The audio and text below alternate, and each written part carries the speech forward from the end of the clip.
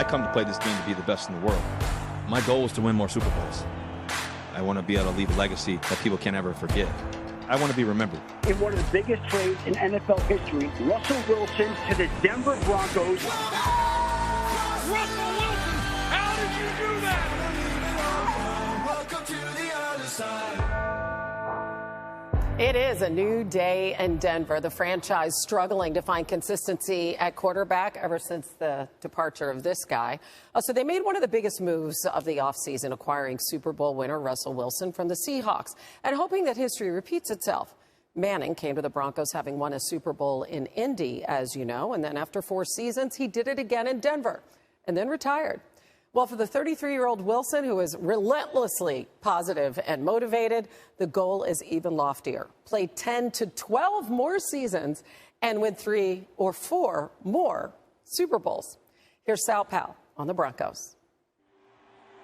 The Denver Broncos and Seattle Seahawks reached agreement on a trade. Russell Wilson to the Denver Broncos in one of the biggest trades in NFL history. We got a chance to compete in that AFC West, which obviously is going to be tough. A chance to compete in the AFC West? Here's a news flash for John Elway. Adding a Super Bowl winning quarterback has created much higher expectations in the Mile High City. They expect to be a Super Bowl contender this year, regardless of first-year head coach, new quarterback. That's the expectation. After all, it has been done before in Denver. Add Super Bowl winning quarterback, get Super Bowl title. And look at the smile on Peyton Manning's face. The Denver Broncos capturing Super Bowl 50. For now, however, it's all about managing those great expectations. It's about being able to practice and get better all day. Wilson talks about fitting in and learning a new playbook. I'm wildly obsessed with it. Usually here pretty early, around 5:15, 5:30-ish, just to be here and to be able to put the work in, whatever it takes. And the rookie head coach, he's preaching patience. Everybody's coming in, they're so fired up. Russ leads that charge. I mean, this guy loves practice. I mean, just out there at the end, he's like, wait, we're done? Like, can we do more? And you're like, man, I would love to, but we got to tone it down, baby steps. The first baby step, rebuilding around Wilson. Last season, the Broncos defense had a pass rush win rate that finished last in the NFL. So Denver added defensive end Randy Gregory in free agency and drafted pass rusher Nick Benito of Oklahoma. But it's all about the quarterback. And in a division with top-tier QB talent, Denver has finally found its own. Before acquiring Wilson, the Broncos started 11 different quarterbacks since Peyton Manning retired in 2016, missing the playoffs 6 straight seasons, the longest drought ever by a team immediately following a Super Bowl title. Wilson is here to change all that and more. My goal is to play 10 to 12 more years and hopefully win 3 to 4 more Super Bowls. That's why I came here, to hopefully be able to finish my career here and finish on top as a champion. Thanks to Sal Powell. According to ESPN's FBI, the Broncos are projected to have 9.5 wins next season, second most in the AFC West, trailing the Chargers. All the teams in this division projected to be within 1 or 2 wins. Last season's totals, I mean, look at that. Like the Chiefs, I mean, they're barely down there, but so tight. So Dan the Man, Swagoo are back with us to talk about this loaded division. I tell you what, if you need a dose of positivity, just bring Russell Wilson onto your team, right? But what team, Swagoo, in your mind, let's start with you, has the best chance to upend the Chiefs who've won the division 6 years in a row? For me, it's the Los Angeles Chargers, and we all know and can talk about Justin Herbert and what he's done, and we see the level of brilliance being flung around as a top 5 quarterback, and rightfully so.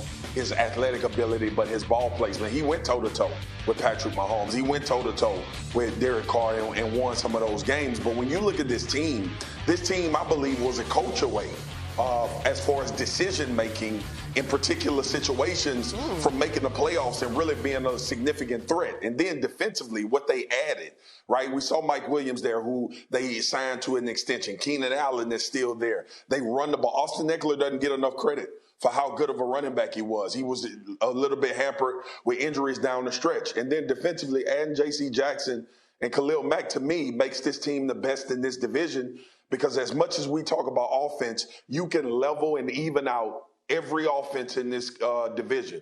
You can't defensively. And the Chargers, to me, have the best defense in this division by far right now. Wow. A couple of bold statements, throwing some shade on the coaching staff and also calling them the best defense in the division. Dan the Man, what are your thoughts? Look at that face. He's right.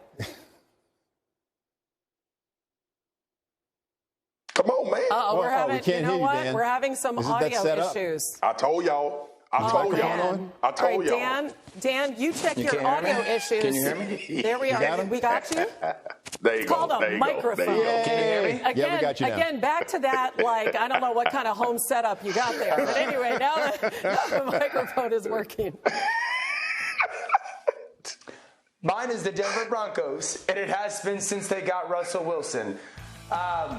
I think to say that the Chargers have the not even close best defense in the division is a little bit reckless. I think the Broncos have the best roster with the most proven offensive scheme within that division. The Chiefs have a very good roster, but the thing that the Broncos have that the Chiefs do not have is two premier edge pass rushers. Not only the addition of Randy Gregory to the Sao Paulo piece in Bettino, but also Bradley Chubb coming back and being healthy. This is a top 7 defense if their secondary, which is very young, plays to their and which they should, and stays healthy. But Russell Wilson is the addition that matters the most. This scheme always gets quarterbacks, which is this Mike Shanahan, Kyle Shanahan scheme that I talk about all the time. It gets quarterbacks to play better than they actually are more often than not. But now they've got a Hall of Famer as a talent when it comes to Russell Wilson in that spot. I think the offensive line is a better unit than people think. If their skill position players are healthy, I think the Denver Broncos are the most complete team and able to play any way necessary offensively. Yeah, he makes everyone better with his work ethic and his leadership as well. They all have to follow. That is true. All right, let's talk stars in this division, because it's loaded with them, guys, not just at the quarterback position.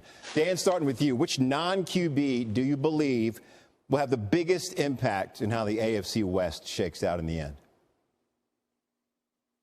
It's Khalil Mack. And the fact that I'm on with this guy talking a defensive lineman literally gives my stomach pain.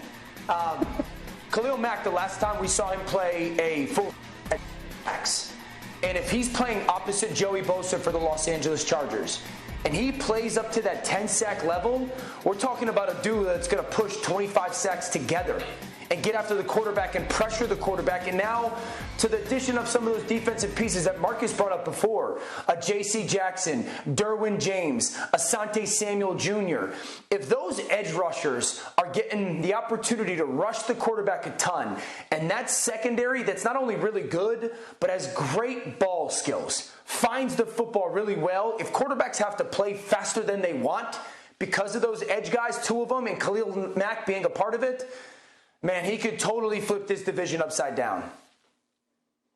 I'm gonna just go to my guy, because we will fight later and we will fight the rest of the year. I just said that, damn it. That's why I got him the best defense in the division. Anyway, let me go to Davante Adams. It's my guy that's going to make the biggest difference in this division. I look at what Derek Carr was able to do last year, not only from a leadership standpoint, but from a playmaking. Derek Carr was phenomenal. Now you add a guy that he has rapport with, a guy that is going to get open all the time, coupled with Darren Waller, coupled with Hunter Renfrow, and it's a good run game in the back with Josh Jacobs as well. I think Davante makes the biggest impact in this division because he impacts everyone else on that team. He makes their jobs easier, which is why this division is so phenomenal. I like it. I think watching them sometimes is more fun than watching the actual games, especially the facial expressions. By the way, Dan, shout out with the blue wedding ring, Dan. That's very cool to match the blue jacket. Yeah, that's gorgeous. Very fashion forward. There you go. Yes. Okay, enough of you. You know me, Marcus, fashion forward, Hannah.